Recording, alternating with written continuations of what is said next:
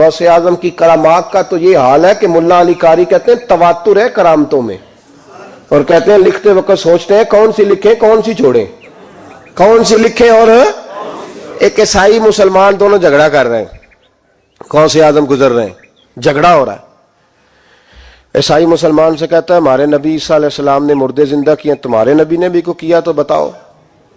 मुसलमान पढ़ा हुआ नहीं था, हालांकि नबी पाक ने बड़े मुर्दे जिंदा किए, पढ़ा नहीं था, बता न सका।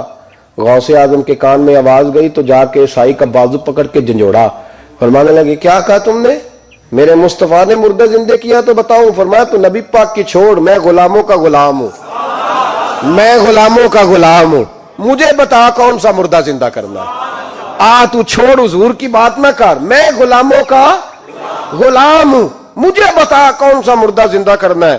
पुरानी कब्र पे ले गया, कहने लगा जी अगर ना हुआ तो। गौसे आजम फरमाने लगे जो तू कहेगा वो मैं करूंगा। तो कहने लगे अगर हो गया तो, अगर तो गौसे आजम कहने लगे ना मेरे खानका पे झाड़ू देना, ना मेरे बर्तन मांजना, ना मेरे घर का सौदा लाना, अगर जिंदा हो गया तो बस मेरे नबी का कलमा पढ़ जाना, बस मेरे रसूल का कलमा पढ़ जाना। अल्लाह अकबर। उसने जो सबसे पुरानी कब्र थी ना, वो कहता है ये हमारे दादा ने भी नहीं देखा था बंदा कौन है। उस कब्र पे खड़ा हो कहने लगा इसको जिंदा करें। तो गौसे आजम रदी अल्लाह ताला अन्हु कब्र के सराहने खड़े हुए तो दुआ करने लगे, कहने लगे मौला अपने लिए नहीं तेरे रसूल के लिए। फिर फरमाया कुम बेइज़्निल्लाह, उठ अल्लाह के हुक्म के साथ। एक औरत कलमा पढ़ती हुई खड़ी हो गई, खड़ी हो गई, और खड़ी होकर उसने पहला जुमला कहा तो कमाल कर दी। कहने लगी मेरे नसीब देखो, मैं बनी इसराइल की थी, अब्दुल कादर तेरे सदके जाऊं, तूने मुझे खड़ा किया है तो अल्लाह ने मुझे मुस्तफा का कलमा पढ़ने की तौफीक दे दी, तेरे कुर्बान जाऊं अब्दुल कादर, तेरी क्या बात है।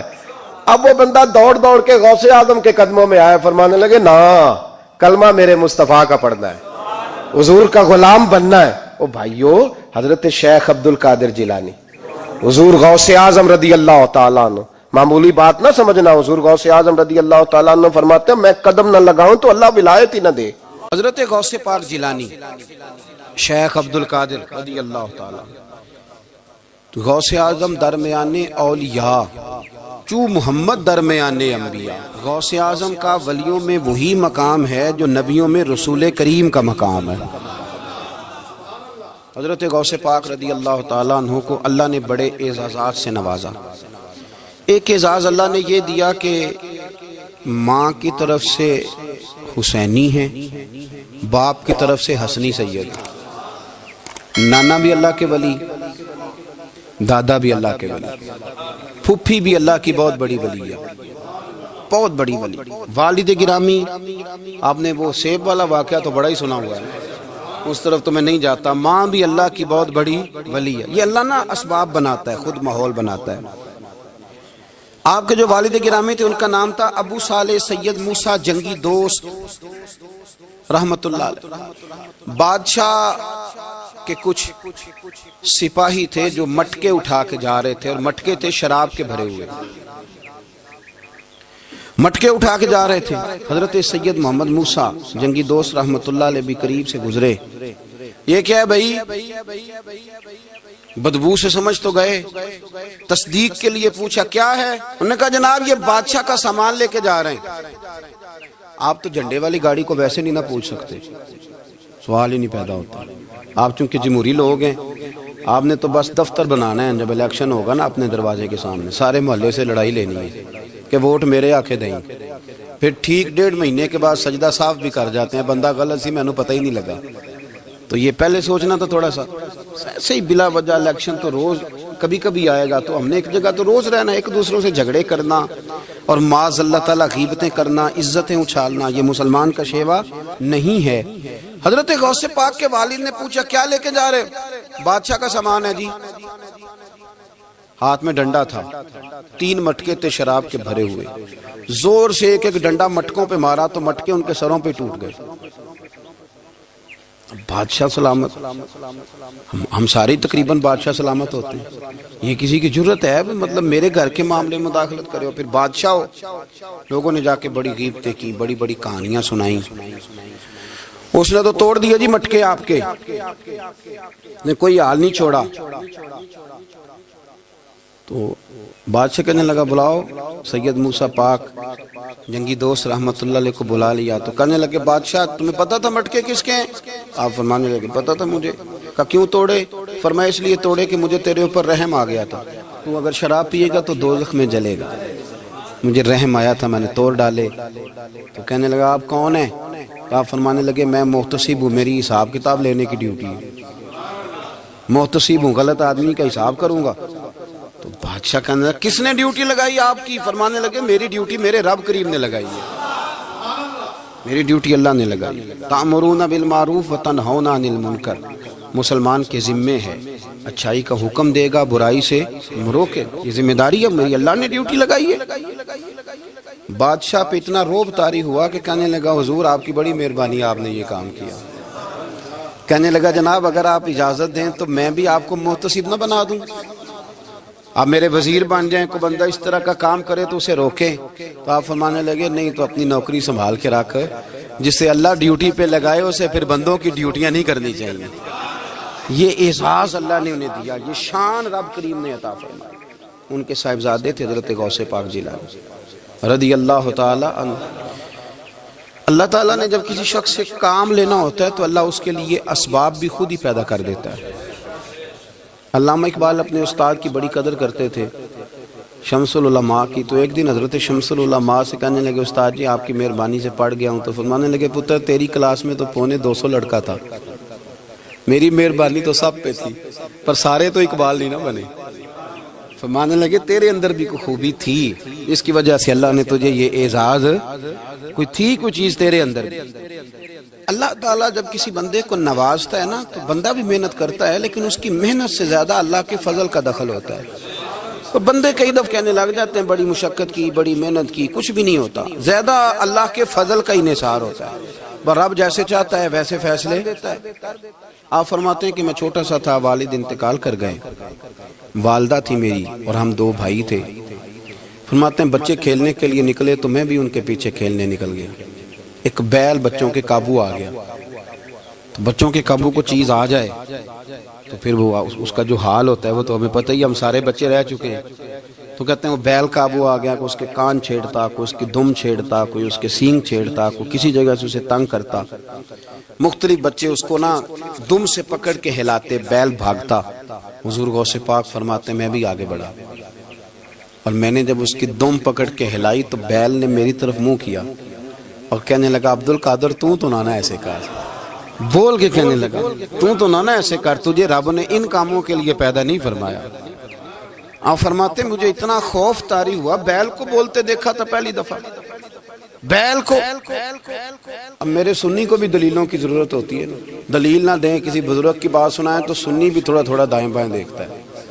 یہ شور ایسا ہوا ہے نا، پراپوگنڈا ایسا ہے۔ میں حدیث پاک سنا دیتا ہوں۔ رسول کریم صلی اللہ تعالی علیہ وآلہ وسلم فرماتے ہیں ایک شخص نے بیل پہ سواری کر لی تھی۔ بیل سواری کے لیے نہیں پیدا کیا گیا، سواری کے لیے اونٹ ہیں، خچر ہیں، گھوڑے ہیں، گدھے ہیں، بیل کھیتی باڑی کے لیے۔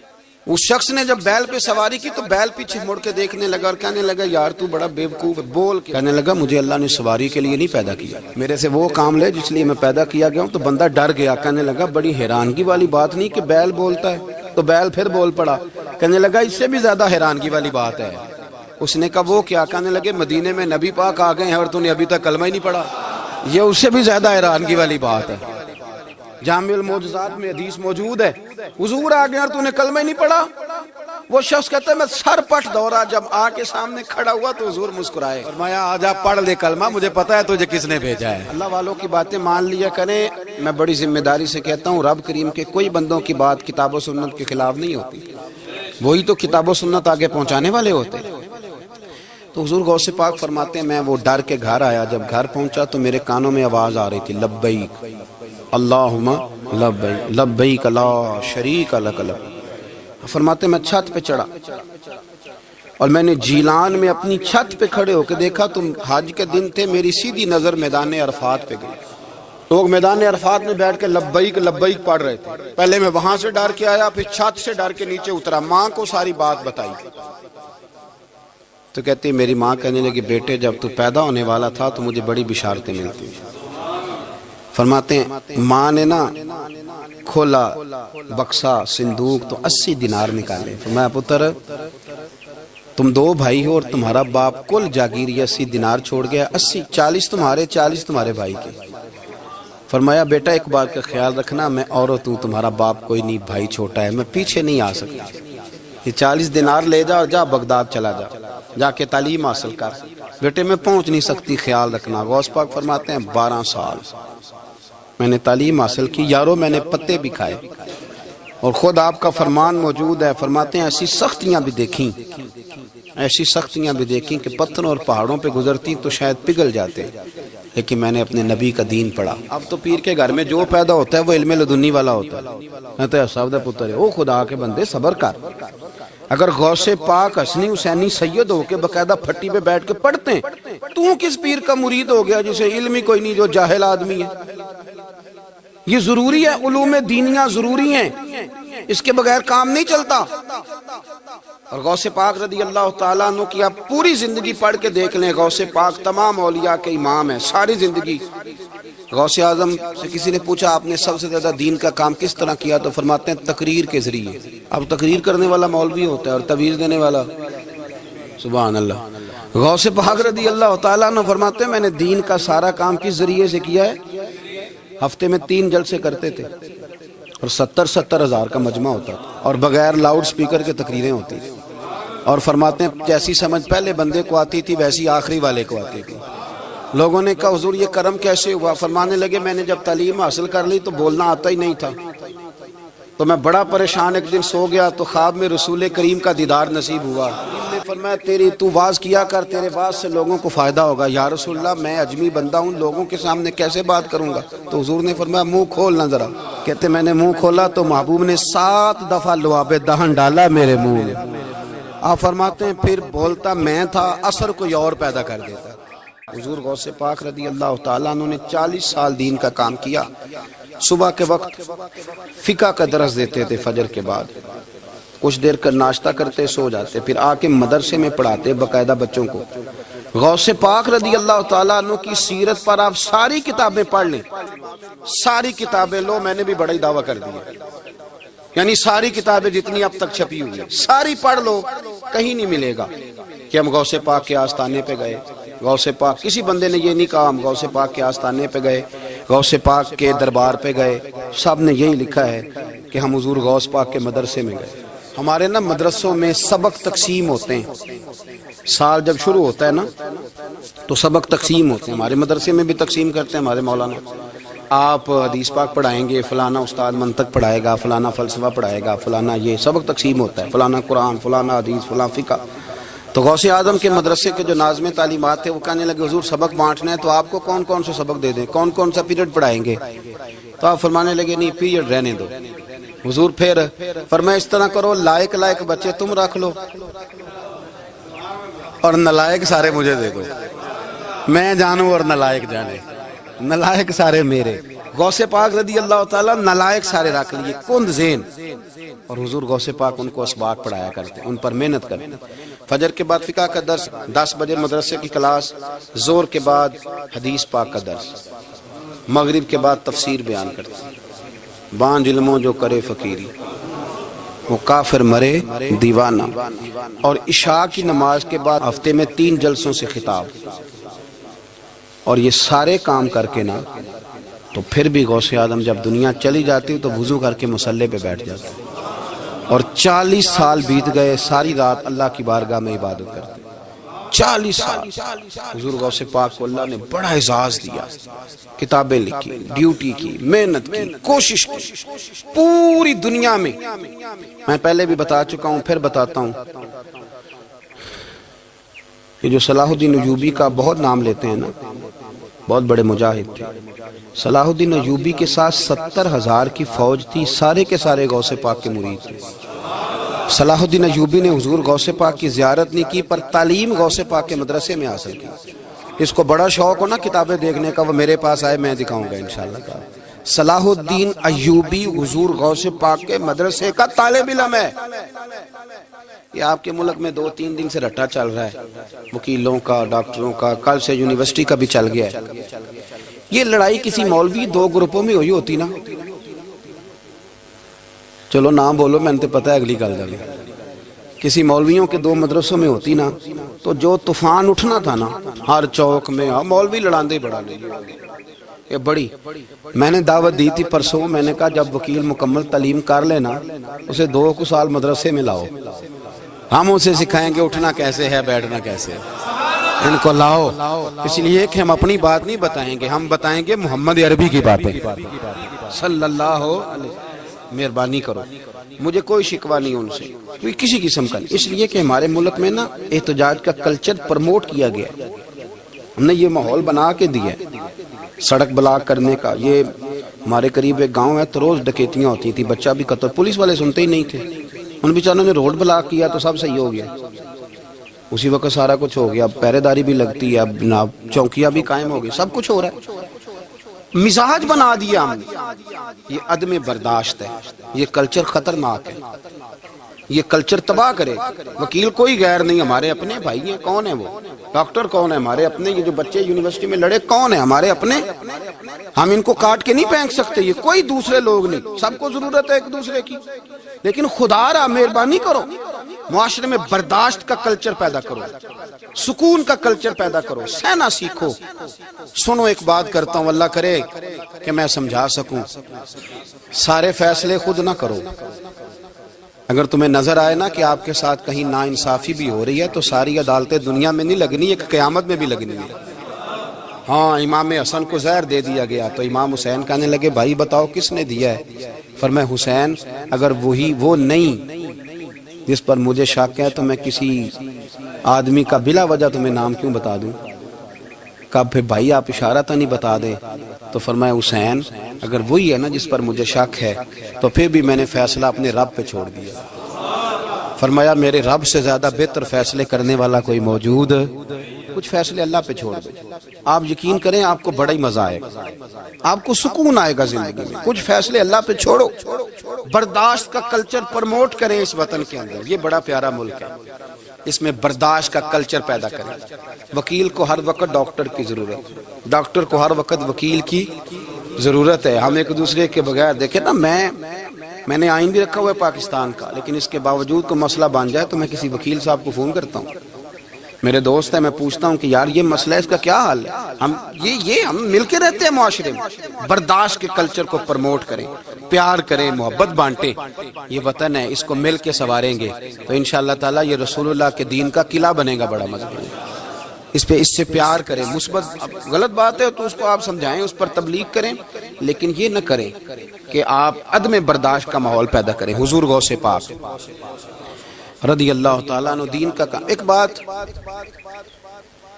اللہ والوں کے پاس لوگ دعاؤں کے لیے جاتے ہیں، کیوں جاتے ہیں؟ سنو، میرے ساتھ ایک شخص رہتا ہے، صبح سے شام تک میری ڈیوٹی کرتا ہے، نوکری کرتا ہے، خدمت کرتا ہے، گاڑی چلاتا ہے، یہ کرتا ہے وہ کرتا ہے۔ ایک صاحب ہیں جو 3 سال کے بعد ملتے ہیں، پھر وہ جو 3 سال کے بعد ملتے ہیں وہ شکوہ کرتے ہیں کہ پیر صاحب اس کی بات زیادہ مانتے ہیں۔ تو پیر صاحب اب کدھر جائیں؟ یہ سارا دن پیر صاحب کی مانتا ہے، نہیں سمجھ آ رہی ہے آپ کو بات؟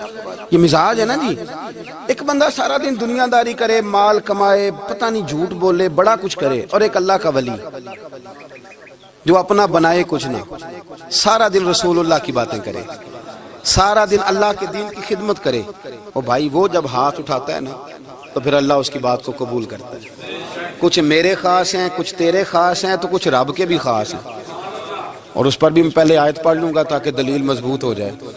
اللہ فرماتے ہیں واللہ یختص برحمتہ من یشاء، فرمایا میں نے کچھ بندوں کو اپنی رحمت سے اپنا خاص بنا لیا۔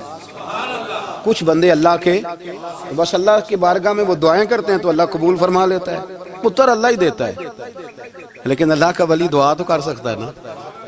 اللہ کا ولی، میری بات کی سمجھ آ رہی ہے؟ بیٹا کون دیتا ہے؟ اللہ۔ حضرت محدث اعظم رحمۃ اللہ علیہ کے پاس ایک شخص نے آ کے کہا جی ولی اللہ بیٹا دے سکتا ہے؟ آپ فرمانے لگے ولی اللہ اللہ سے ملا سکتا ہے؟ جی وہ تو ہے ہی ولی اللہ، تو اس نے ملا دینا ہے۔ تو فرمایا جو اللہ سے ملا دے بیٹا تو چھوٹی سی بات ہے، تو دیکھ نہ کہ جو اللہ تک تجھے لے گیا تو پھر پتر پیچھے رہ گیا، لیکن بیٹا دیتا کون ہے؟ بول کے بتائیں، بول کے۔ اللہ دیتا ہے، دعا کون کرتا ہے؟ اللہ کا ولی دعا کر دیتا ہے۔ بی بی آ گئی روتی ہوئی غوث پاک کے پاس، کہنے لگی 6 بیٹیاں ہیں۔ خامد اور سسر کہتے ہیں کہ 7ویں بھی بیٹی ہوئی تو طلاق دے دیں گے۔ تھوڑا سا اگر بندہ مالدار بھی ہو تو پھر وہ ہمارا دماغ جہاں مرضی چلتا ہے نا۔ یہ جہالت آج بھی بہت ساری جگہوں پہ پائی جاتی ہے۔ تہذیب سکھاتی ہے جینے کا سلیقہ، تعلیم سے جاہل کی جہالت نہیں جاتی۔ تو رو پڑی۔ حضور غوث پاک رضی اللہ تعالیٰ عنہ نے بلایا اس کے شوہر کو بھی اور سسر کو بھی، فرمایا یہ دیکھ، یہ تو اللہ کے کام ہے، جس کو چاہے بیٹیاں دے، جس کو چاہے بیٹے دے۔ تو جو نہیں مانتے پھر غوث پاک کی بھی نہیں مانتے، انہوں نے کہا جی نہیں دی، میں تو نکاح کروں گا۔ چلے گئے تو غوث پاک کی بارگاہ میں وہ بیٹی اور اس کا باپ اور اس کی ماں پھر آئے، کہنے لگے حضور مہربانی فرمائیں۔ پھر اللہ کے ولیوں کے پاس ایک قوت ہوتی ہے جس کا نام مصلی ہے۔ مصلی بہت بڑی طاقت، بہت بڑی۔ حضور نے فرمایا دعا صلاح المومن، فرمایا دعا مومن کا ہتھیار ہے۔ یہ مومن جب ہاتھ اٹھاتا ہے تو پھر عرش کا مالک دروازے کھول دیتا ہے کرم کے۔ حضور غوث پاک نے مصلی بچھا لیا اور رو پڑے، کہنے لگے مالک کریم، اس بی بی کے دل میں کس نے بات ڈالی تھی کہ عبد القادر کے دروازے پہ جا؟ دیکھیں منانے کا انداز، منانا آتا ہے نا۔ اللہ کس نے اس کے دل میں بات ڈالی کہ عبد القادر کے دروازے جا؟ کس نے ڈالی؟ اور مالک اگر تو نہیں ڈالی تھی تو کیا تو اب اپنے عبد القادر کو رسوا کرے گا؟ اگر تو نہیں بھیجا ہے کہ ادھر جا تو اب تو رسوا کرے گا؟ حضور غوث پاک رضی اللہ تعالیٰ نے دعا مانگ کے چہرے پہ ہاتھ پھیرے، بچی کے سر پہ ہاتھ رکھا، فرمانے لگے پتر جا، مجھے امید ہے اللہ نے 6 بیٹیاں دی ہیں تو 7 بیٹے بھی عطا فرمائے گا۔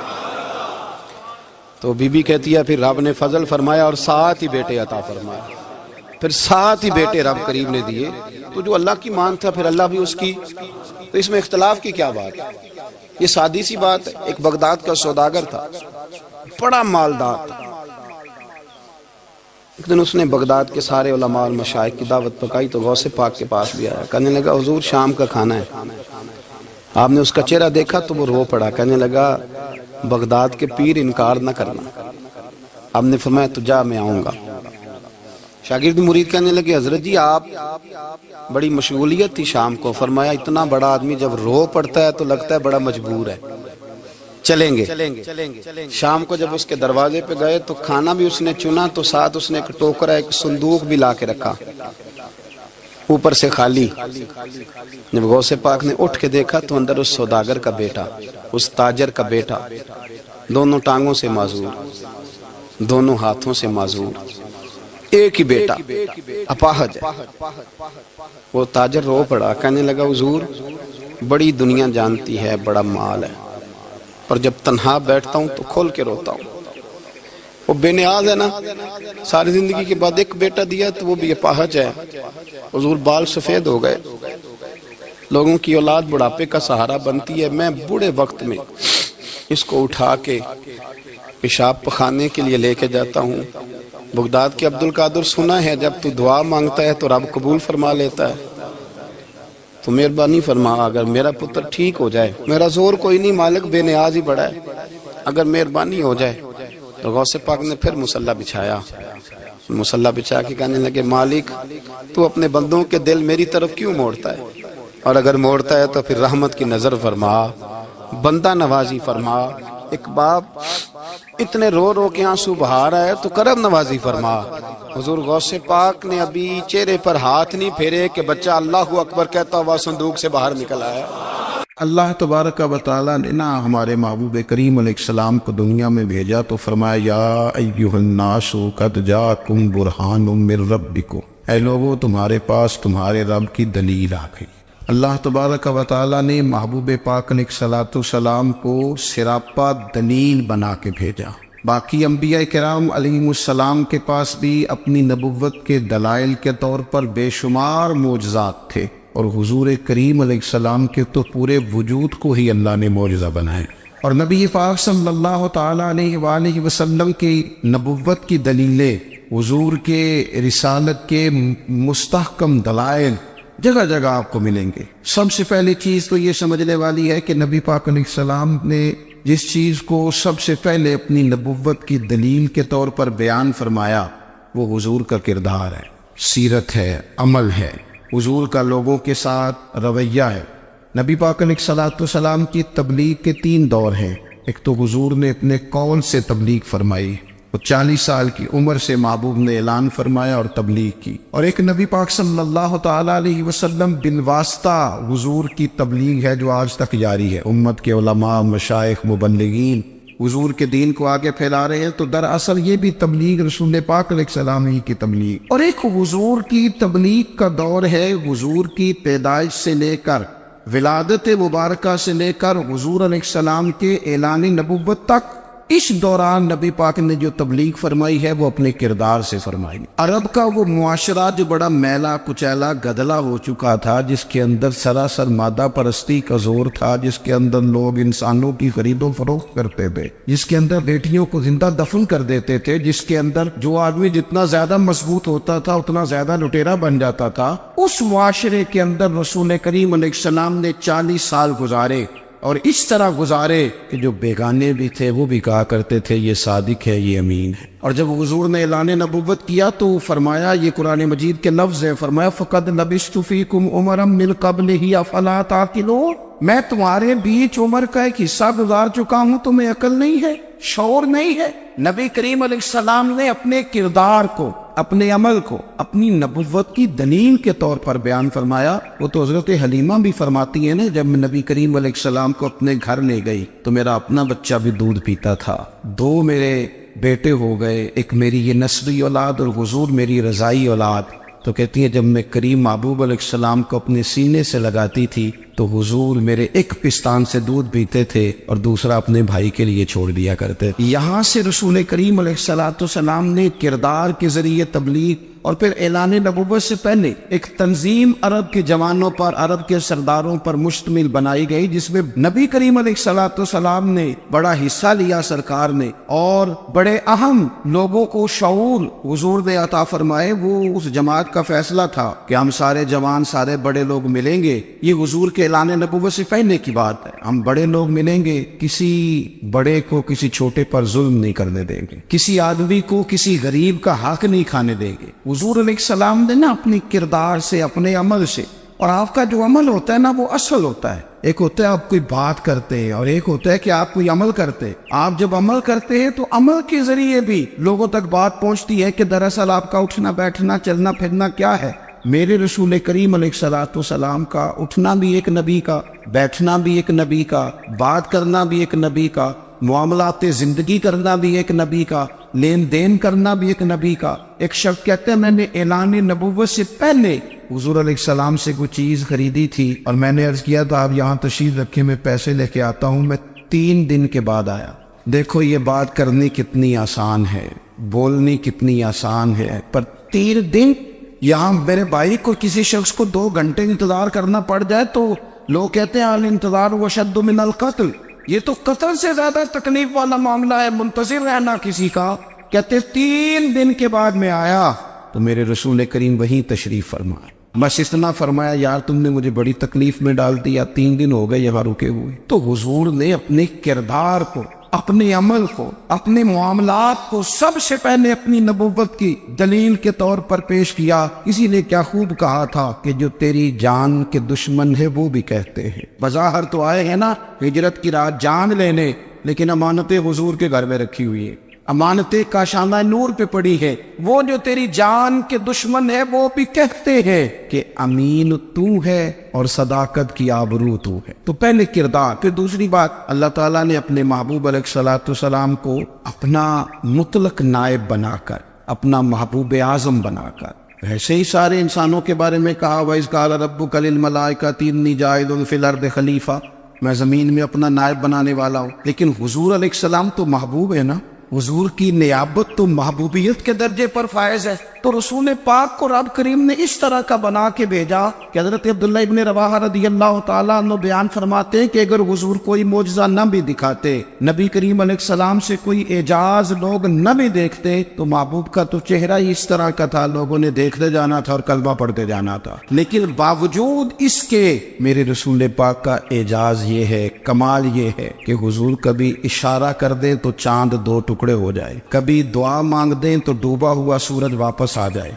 कभी महबूब गुजरने लगे तो पत्थर आप पर सलाम पड़े, कभी हुजूर पहाड़ पर चढ़ जाए तो पहाड़ वज्द में आकर झूमने लगे, महबूब का कभी नमाज पढ़ाते इरादा बन जाए तो अल्लाह ताला किबले का रुख ही तब्दील फरमा दे। क्या खूबसूरत सोच है और क्या नजरिया देते हैं बरेली के इमाम। फरमाते इजाबत का जोड़ा, इनायत का सेहरा, दुल्हन बन के निकली दुआए मोहम्मद, और इजाबत में झुक कर गले से लगाया, बड़ी नाद से जब दुआए मोहम्मद। देखो खुदा की रजा चाहते हैं, दो आलम खुदा चाहता है रजाए मोहम्मद सल्लल्लाहु ताला अलैहि वसल्लम। और एक मकाम पे फरमाते हैं नाइबे दस्ते कुदरत पे लाखों सलाम, नाइबे दस्ते कुदरत पे लाखों सलाम। तो अल्लाह ताला ने नबी पाक सल्लल्लाहु अलैहि वसल्लम को जो एजाज। फिर एक और बात, हुजूर उम्मी है, दुनिया में आकर महबूब ने किसी से पढ़ा ही नहीं। मेरे महबूब ने जितना पढ़ा है रब करीम से ही पढ़ा है। अर्रहमान वल्लमल कुरान खलकल इंसान,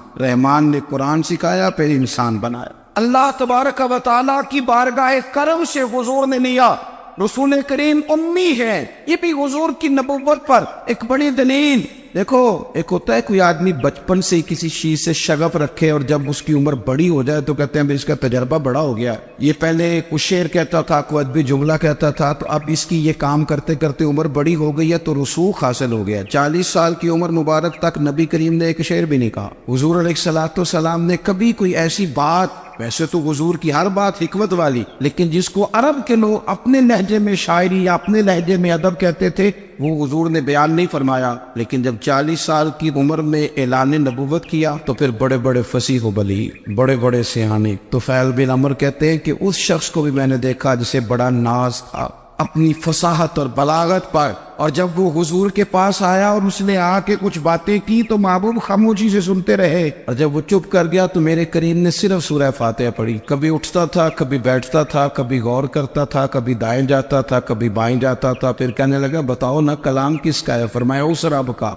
उस रब का, उस रब का जिसका मैं रसूल बन के आया हूँ। नबी करीम सल्लल्लाहु ताला अलैहि वसल्लम उम्मी है, लेकिन हुजूर ने कायनात के राजों से पर्दे हटा दिए। नबी करीम ने जीने के सलीके बता दिए। हुजूर ने हर शख्स को उसके मकसद हयात से आगाह कर दिया। नबी करीम अलैहिस्सलाम ने वो फलसफा हयात बयान किया कि लोगों को सिर्फ जीने में ही मजा नहीं आया, मरने में भी मजा आने लगा। लोग आगे बढ़ बढ़ के जाने पेश करने लगे, अपनी औलादें कुर्बान कर, जो फलसफियों से खुल न सका और नुक्ता बरों से हल न हुआ, वो राज एक तैबा वाले ने बतला दिया चंद इशारों में। महबूब करीम उम्मी है, लेकिन हुजूर ने इस तरह दुनिया को सिखाया, इस तरह दुनिया को पढ़ाया, इस तरह हुजूर ने इल्म के चिराग और दीप रोशन किए कि क़यामत तक जिसे रोशनी मिलेगी ना उसे सिर्फ दरवाजा मुस्तफ़ा से मिलेगी, उसे रसूल करीम अलैहिस्सलाम के तारे दौलत से मिले। कुछ लोगों ने कहा कि अपने पास से आयात बना के लाते, अपने घर में बैठ के दावे कर लेना तो कोई मुश्किल काम नहीं ना होता, सारे लोग ही कर लेते। बल्कि वो हमारे एक बुजुर्ग कहा करते थे ख्याली पुलाव पकाइए कि हो कदे भी काट ना पाइए, क्योंकि कौन सा पैसों का डालना है, वो ज्यादा डाले आप और ज्यादा डाले। बहुत सारे लोग हैं आज भी, कुछ लिबरल है बेचारे, कुछ दीन बेजार तबका है, तो वो कहते हैं जनाब हमें तो जदीद बातें बताएं, हमें तो नए उसलूब के मुताबिक लेके चले, हमें तो ओ भाई सुन, मेरे नबी पाक अलैहिस्सलाम ने फरमाया मेरा कुरान कभी पुराना नहीं हो, इसे पढ़ के देख, इसकी जिद्दत का हुस्न देख, ये तो खिला हुआ बाग है। तो एक दफा इसके करीब आएगा तो खुशबू मिलेगी, दूसरी दफा आएगा तो उससे ज्यादा ताजी मिलेगी, एक दफा फल खाएगा तो मजेदार होगा, दूसरा खाएगा हो सकता है शक्ल मिलती जुलती हो लेकिन जायका बड़ा निराला होगा। तो आ तो सही ना। जब कुछ लोगों ने कहा ये खुद से बना के आयात लाते हैं तो फरमाया भाई कुन तुम फी रही बिन मिम्मा नज़्ज़लना अला अब्दिना फातू बिसूरत, अगर तुम्हें कोई शक है इसमें जो हमने अपने बंदा खास में नाजिल किया है तो तुम भी इस जैसी एक आयत बना के लाओ। और चलो चैलेंज खोला दे दिया, फरमा वद ओ شہداءکم من دون اللہ، اللہ اور اللہ والوں کو چھوڑ دو، تفسیری ترجمہ عرض کر رہا ہوں، یعنی صحابہ کو چھوڑ دو، حضور کے ماننے والوں کو چھوڑ دو، باقی ساری دنیا کے کافر اکٹھے ہو جاؤ، ایک آیت بس قرآن جیسی لے کے آؤ، ایک آیت لے کے آؤ، ان کنتم صادقین، اگر تم سچے ہو۔ جوانوں سنو، کہا ایک آیت، اور یہ چیلنج آج تک قرآن مجید کا موجود ہے، آج تک۔ وَإِن كُنتُمْ فِي رَيْبٍ مِّمَّا نَزَّلْنَا عَلَىٰ عَبْدِنَا فَأْتُوا بِسُورَةٍ مِّن مِّثْلِهِ، تم قرآن کے مقابلے کی ایک صورت لے کے آؤ اور سارے حمایتی اکٹھے کر لو اپنے۔ ان کنتم صادقین، اگر تم سچے ہو۔ جواب تو ادھر سے آنا تھا نا، لیکن کائنات کے رب نے جواب بھی خود دیا، فرمایا فَإِن لَّمْ تَفْعَلُوا وَلَن تَفْعَلُوا، اگر تم نہ لا سکے، اور فرمایا تم لا سکتے بھی نہیں، نہ خنجر اٹھے گا نہ تلوار تم سے، یہ بازو میرے آزمائے ہوئے، وَلَن تَفْعَلُوا، تم لا بھی نہیں سکتے، فَاتَّقُوا النَّارَ الَّتِي وَقُودُهَا النَّاسُ وَالْحِجَارَةُ، پھر اس آگ سے ڈر جاؤ جس کا ایندھن آدمی اور پتھر ہے۔ اعدت للکافرین، بنائی کافروں کے لیے، مومنوں کے لیے تو رب نے جنت بنائی ہے۔ اعدت للکافرین، یہ دوزخ اللہ نے کن کے لیے بنائی ہے؟ اعدت للکافرین کہتا ہے کافر کے لیے بنایا۔ تو اللہ تبارک و تعالیٰ نے میرے رسول پاک صلی اللہ تعالیٰ علیہ وسلم کو وہ کتاب عطا فرمائی، اور پھر حضور کی فصاحت و بلاغت، معرفت۔ دیکھو، ایک ہوتا ہے گھنٹوں باتیں کرنا، ایک ہوتا ہے کئی والیم پر مشتمل، کئی جلدوں پر مشتمل کتب کا لکھنا، اور ایک ہوتا ہے کسی بندے کا ایک بات کرنا اور سامنے والے کی طبیعت کو اتنا جگا دینا کہ اگلی بات فوراً ہی اس کی سمجھ میں آ جائے۔ اور حضور نہ کسی کی انا کو نہیں جگاتے۔ ہم بعض اوقات کسی سے خطاب کرتے ہیں، بات کرتے ہیں، تو سامنے والے کی انا کو جگا دیتے ہیں، ٹھیس پہنچاتے ہیں، وہ کہتا چل پھر تگڑا ہو جا، میں بھی آیا۔ حضور انا نہیں جگاتے تھے، میرے نبی پاک ضمیر جگاتے تھے، تاکہ وہ شخص فیض حاصل کر سکے، اسے کچھ ملے۔ نبی کریم کا جو انداز تکلم ہے وہ اس طرح کا ہوتا تھا کہ انسان خود بخود کھل اٹھتا تھا کہ مطلب یہ بات ہونے کیا لگی ہے، مطلب حضور کیا فرمانے لگے۔ نبی کریم صلی اللہ تعالی علیہ وسلم، ایک دن محبوب کریم نے صحابہ کے دیے حضور کی فصاحت و بلاغت دیکھے، فرمایا محبوب نے کتنا نادان ہے وہ شخص جو اپنے ماں باپ کو گالی دے۔ کھلی ہو گئی لوگوں کی آنکھیں، کان کھڑے ہو گئے کہ یا رسول اللہ، کون ایسا بدبخت ہے جو ماں باپ کو گالی دے گا؟ اب جب سوالات ذہنی سطح پر پوری طور پر ابھر گئے نا، تو اب رسول کریم نے بات سمجھائی۔ یہ ہے فصاحت و بلاغت، تیرے آگے ہے یوں دبے نچے۔ فصحا عرب کے بڑے بڑے، کوئی جان منہ میں زبان نہیں بلکہ جسم میں جان نہیں۔ یا رسول اللہ، کون ایسا نالائق ہے جو ماں باپ کو گالی دے؟ اب جب ذہنی سطح یہاں تک ابھر آئی تو اب حضور نے سمجھایا، اور میں جب تم کسی کے ماں باپ کو گالی دو گے نا، تو وہ بھی تو جواب میں تمہارے ماں باپ کو دے گا نا، تو فی نفس ہی یہ تم نے خود ظلم کیا ہے اپنے ماں باپ۔ کیوں تم نے ایسا لہجہ اختیار کیا کہ جس سے سامنے والے کی انا جاگ جائے اور وہ تمہارے مقابلے میں آ کر کے کھڑا ہو جائے؟ کیوں تم نے اس طرح کے انداز اختیار کیے کہ جس سے سامنے والا بھی سارے پنجے کھڑے کر کے باہر نکل آیا کہ آ جاؤ پھر میں بھی میدان میں حاضر ہوں؟ رسول کریم کی فصاحت، بلاغت دیکھیں نا، حضور 2-4 جملوں میں ساری بات سمجھا جاتے۔ ایک حدیث پاک اگر ہماری سمجھ میں آ جائے، ایک روایت، نبی پاک صلی اللہ تعالی علیہ وسلم نے فرمایا، خوبصورت مسلمان وہ ہے جو بے مقصد باتوں کو چھوڑ دے۔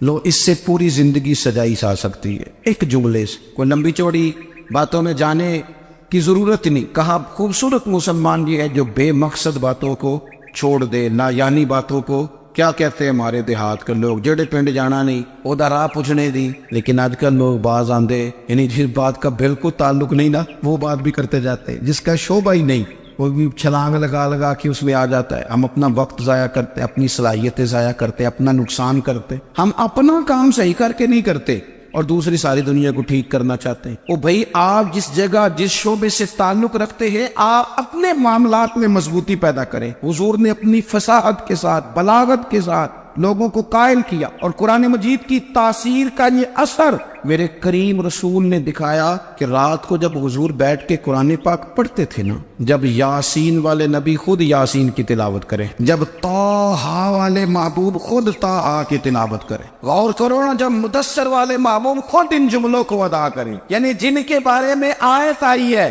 جب وہی یہ آیت پڑھیں کہ انا اعطیناک الکوثر، یعنی جن کا ذکر ہو رہا ہے، جب وہ یہ بات کریں کہ یا ایھا النبی انا ارسلناک شاہدا ومبشرا ونذیرا لتؤمنوا باللہ ورسولہ وتعزروہ وتوقروہ وتسبحوہ بکرۃ واصیلا، جن کے بارے میں آیت آئی ہے جب وہ یہ کہہ رہے ہوں کہ ورفعنا لک ذکرک، جب وہ کہہ رہے ہوں والضحیٰ واللیل اذا سجا، ذرا اس کیفیت کو دیکھیں جب محبوب خود پڑھ رہے اور جو حضور پر آئی ہے اس کا ذائقہ، اس کا لطف، اس کا انداز، بھلا کیا ہوگا۔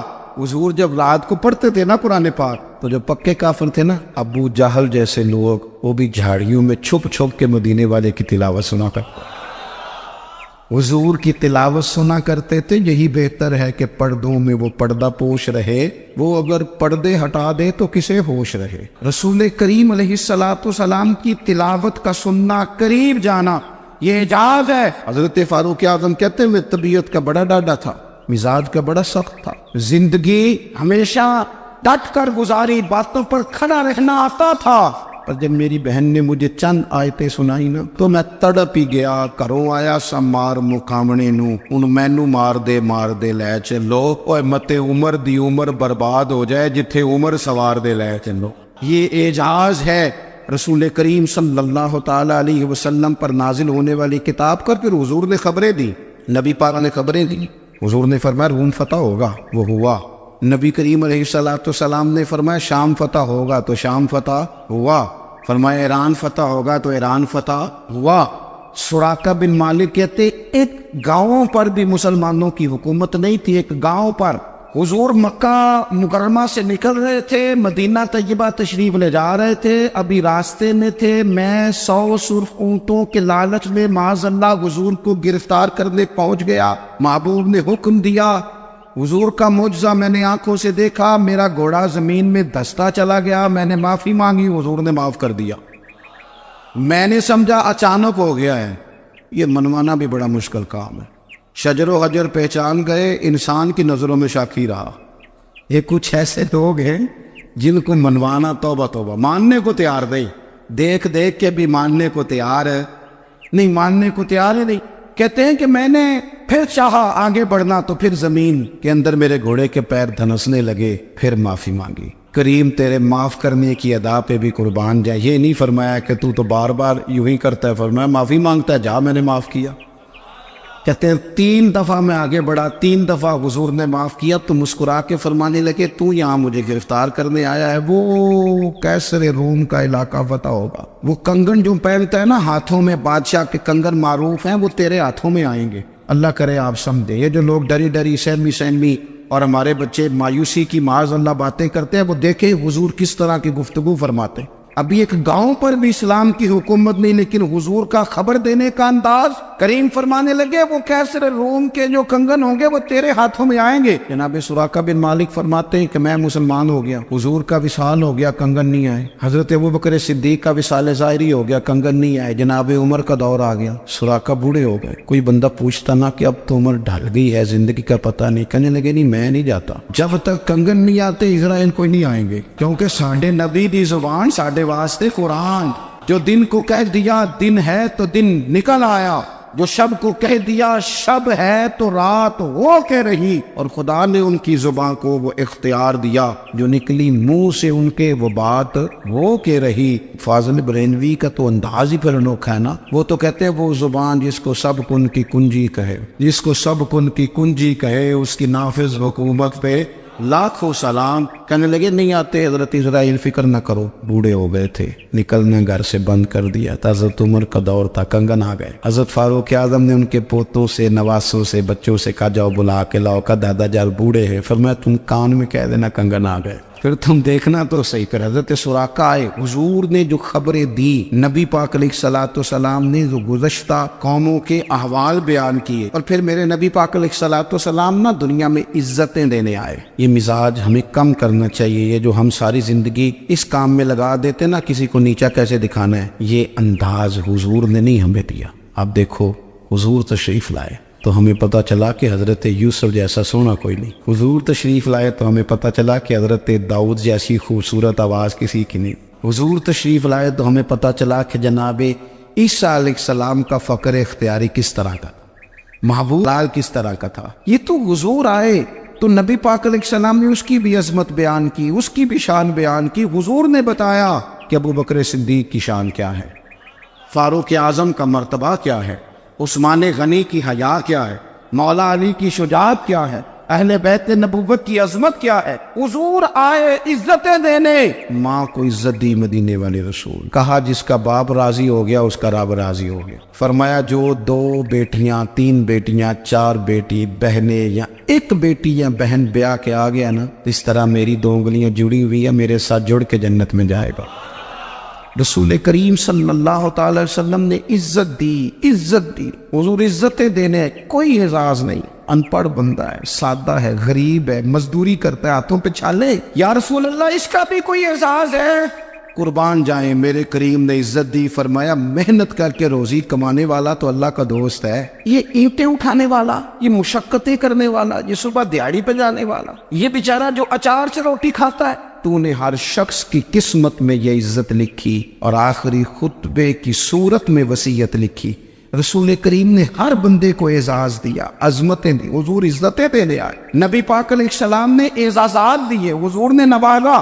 یہ ساری چیزیں میرے رسول پاک کی تشریح، اور پھر یہ جو حضور کے صحابہ اور اہل بیت ہے نا، یہ بھی میرے نبی پاک کی نبوت کی دلیل ہے۔ جلدی انقلاب آیا نہیں کرتے، وہ کل تک جو راہزن تھے حضور نے راہبر بنا دی۔ وہ لوگ جو کل تک ایک دوسرے کے گلے کاٹ کے کھاتے تھے، ایک دوسرے کو مارتے تھے، تکلیف پہنچاتے تھے، برادریزم پہ لڑتے تھے، حضور نے بھائی بھائی بنا دیے۔ ایک پلیٹ میں کھانا کھانے لگے، سیدنا بلال حبشی، صہیب رومی، سلمان فارسی، حضور نے یوں کر کے ملا دیا۔ نبی کریم علیہ السلام نے تقسیمیں ختم کر دی دنیا میں۔ حضور کے صحابہ نے اپنا کردار، اللہم صلی علی سیدنا و مولانا محمد بقدر حسنہ و جمالہ و جودہ و نوالہ و صحبہ و آلہ، اللہم صلی علی سیدنا و مولانا محمد معدن الجود والکرم و آلہ و صحبہ و بارک وسلم، یا ارحم الراحمین، یا ارحم الراحمین،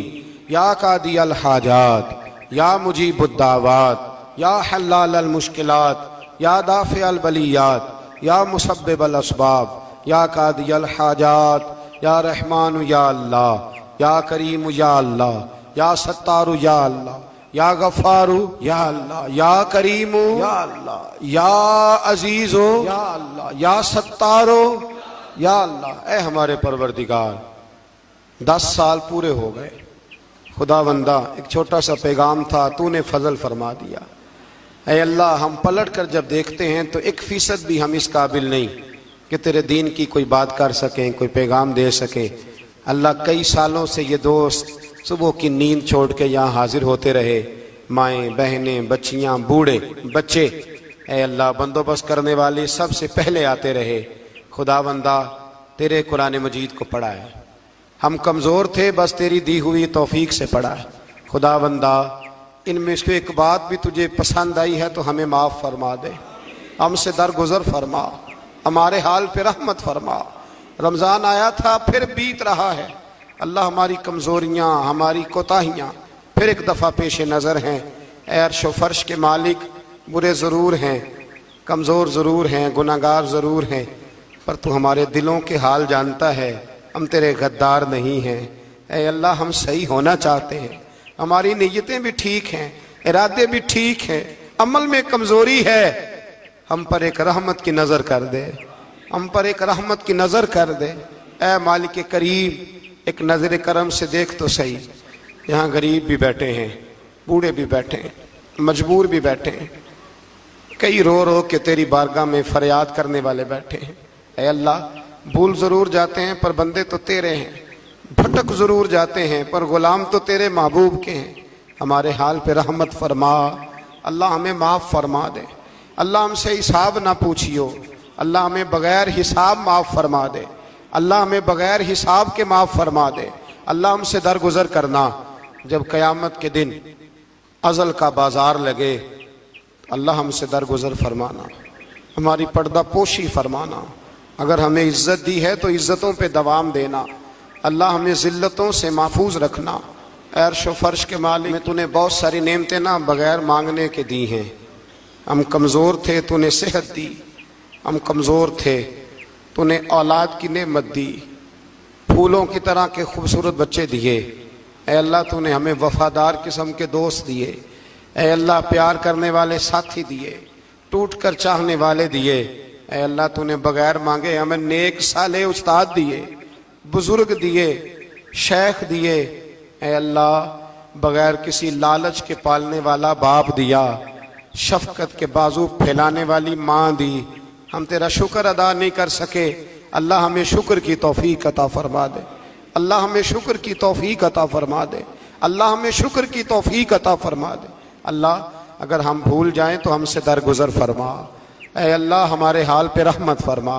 میں صبح دیکھتا رہا کس طرح بوڑھی مائیں گاڑیوں میں بیٹھ کے آتی ہیں، بہنیں گاڑیوں میں بیٹھ کے آتی ہیں۔ اللہ ان بیچاریوں کے کئی دکھ بھی ہیں، ان کی کئی تکلیفیں بھی ہیں، یہ کئی جگہ آزمائش کا شکار۔ ایک بزرگ فون کر کے کہہ رہے تھے بیٹی بڑی پریشان ہے، اللہ کریم سب پہ اپنا فضل فرما دے، ہم دنیا کے دھتکارے ہوئے تیرے دروازے پہ آ کے بیٹھ جاتے ہیں، ہماری مدد فرما، ہمیں لوگوں کا محتاج نہ فرما۔ اے اللہ یہ بوڑھے بیمار لوگ جو صبح چل کے تیرے اور تیرے محبوب کی رضا کے لیے آتے رہے، ان کے قدموں کو قبول فرمانا، ان کی کوششوں کو قبول فرمانا۔ اللہ معذور بزرگ بیچارے لاٹھیوں کے سہارے یہاں تک پہنچ کر تیرے دین کی بات سنتے رہے، ان کے حال پہ کرم فرما، ان پہ رحمت فرما، ہم سے درگزر فرما، ہمارے ساتھ معافی والا معاملہ فرما۔ اے اللہ مائیں بہنیں بچیاں بیچاری اللہ شوق سے ذوق سے آتی رہیں، خداوندہ ان کے دکھ دور فرما دے، ان کو آزمائشوں سے نکال دے۔ جو بیچاریاں اولاد کے لیے روتی ہیں اور کہتی ہیں ایک بیٹی ہی مل جائے سسرال میں رہنے کے قابل ہو جاؤں، اللہ ان پہ رحم فرما دے۔ جو جس حال میں پریشان ہے اس کی مدد فرما دے، تیرے محبوب کی امت بڑی پریشان ہے۔ اے اللہ ختم قرآن کا موقع ہے، رمضان کی جاتی ہوئی گھڑیاں ہیں، اے اللہ پوری دنیا میں رسول اللہ کے غلاموں کا خون بہہ رہا ہے۔ اے اللہ اتنی بڑی دنیا میں برما کے مجبوروں کو رہنے کو جگہ نہیں مل رہی، سالوں بیت گئے، کشمیر کی بچیاں روتی ہیں، اللہ فلسطین کی مائیں پکارتی ہیں، پاکستان کی سڑکوں پہ روز خون بہتا ہے۔ ہم نے بڑی بڑی کوشش کر کے بڑے بڑے لوگوں کے وعدوں پہ اعتبار کیا، اے اللہ اب تو ہماری مدد فرما، ہماری مدد فرما، غریبوں کی مدد فرما، یتیموں کی مدد فرما۔ اے اللہ جو سڑکوں پہ جھونپڑیوں میں ہیں ان کی مدد فرما، اے اللہ جو بیچارے چھابڑی فروش ہیں ان کی مدد فرما، جہاں جوان بچیاں ہیں ان کی مدد فرما۔ اے اللہ غریبوں کی مدد فرما، مجبوروں کی مدد فرما، اے اللہ تنگ دست لوگوں کی مدد فرما، بیماروں کو شفا دے دے، مقروضوں کو قرضوں سے رہا کر دے، تنگ دستوں کو وسعت دے دے۔ ہمارے وہ مشائخ، ہمارے وہ بزرگ جنہوں نے ہمیں یہاں تک پہنچایا، ان کی قبروں پہ رحمتوں کا نزول فرما، ان پہ کرم نوازیاں فرما۔ جن کے عزیز و رشتہ داروں میں سے کوئی دنیا سے چلا گیا ہے، اے اللہ جن کے ماں باپ رخصت ہو گئے ان کی قبریں نور سے بھر دے، رحمت سے بھر دے۔ ربنا اغفر لی ولوالدی وللمؤمنین یوم یقوم الحساب۔ اے اللہ زندگی میں جب موت کا وقت آئے نا تو ہمیں کلمے کی توفیق عطا فرمانا، ہمیں بے ایمانی کی موت سے محفوظ رکھنا، ایماندار مارنا ہمیں۔ اللہ ہماری آخرت کی منزلوں پہ اپنا فضل رکھنا، ہم سے سخت حساب نہ لینا۔